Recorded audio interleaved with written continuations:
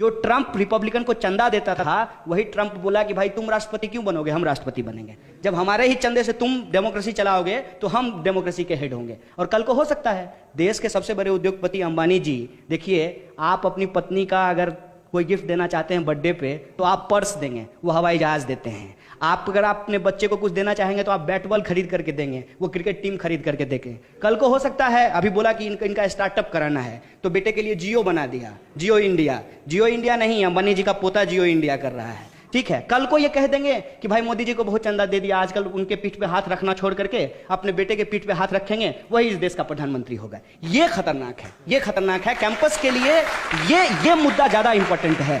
और परिवारवाद, वंशवाद, जातवाद, ये जो सवाल है, इस सवाल को आज का यूथ जनरेशन बहुत सीरियसली ले रहा है।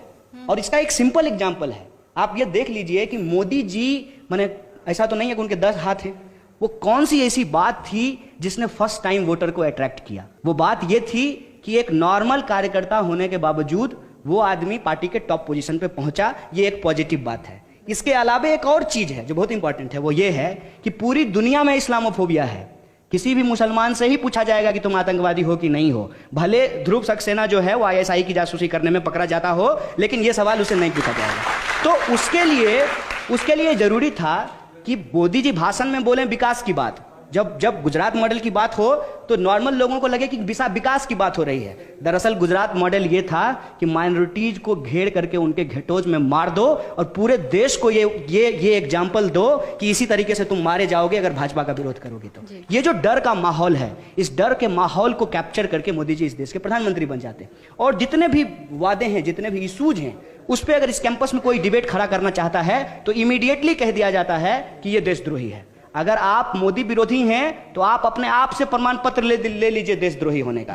क्योंकि देश क्या है, देश बनता कैसे है, देश की परिभाषा कैसे तय होगी, ये आज हमारे लिए इंपॉर्टेंट नहीं है। हमेशा हमको डाइवर्ट किया जाता है। मैं समझता हूं कि देश की परिभाषा कॉन्स्टिट्यूशन से है और इसके प्रियम्बल का पहला लाइन है हम भारत के लोग।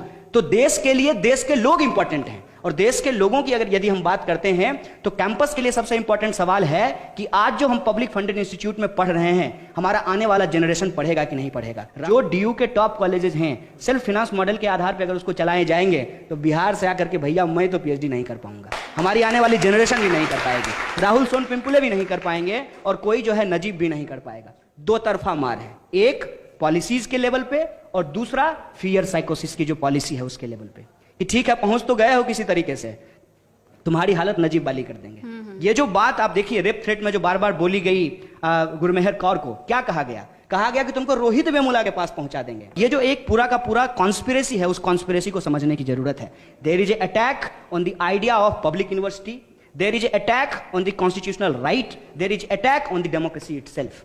अगर ये कॉन्स्पिरेसी हम नहीं समझते हैं तो हमारे सामने इसी तरीके के लॉलीपॉप फेंके जाएंगे कि गांधी परिवार इस देश को बर्बाद कर दिया गया। फिर ये लॉलीपॉप फेंका, मैं गांधी परिवार को क्लीन चिट नहीं दे रहा हूं, इस मुगालते में ना रहे कि जो इस तरीके के लॉलीपॉप फेंके जाएंगे, फिर कहा जाएगा कि बुर्का खत्म कर देना चाहिए। बहुत इंटरेस्टिंग फैक्ट मैं आपको बताता हूं कि बुर्का का विरोध करने के लिए एबीवीपी की मतलब आरएसएस की महिला मोर्चा ने एक केसरिया स्कार्फ पहनने का चलन चलाया है।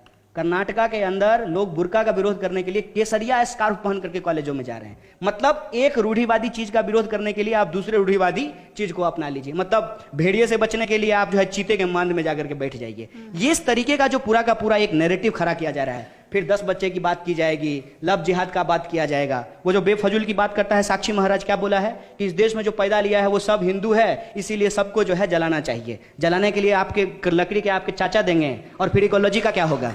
ये जो पूरा का पूरा सवाल है, उसमें जितनी बात को आप इंट्रोड्यूस करते हुए बोल रहे थे कि what is the idea of growth, what is the economic policy, what is the role of politics, ठीक है ना। और ये जो इंपॉर्टेंट बेसिक सवाल है, इस बेसिक सवाल को डाइवर्ट किससे किया जा रहा है, कुछ मत कीजिए। लड़की छेड़ दीजिए, तिरंगा झंडा हाथ में ले लीजिए, देशभक्त हैं देशभक्त हैं देशभक्त हैं, लड़की छेड़ना अपराध नहीं है। किसी को जो है मार दीजिए, कैमरा का जो है मीडिया का कैमरा तोड़ दीजिए, कुछ भी बोल दीजिए, वायलेंस कर दीजिए और कह दीजिए कि भाई देश के खिलाफ नारेबाजी हो रही थी। सपोज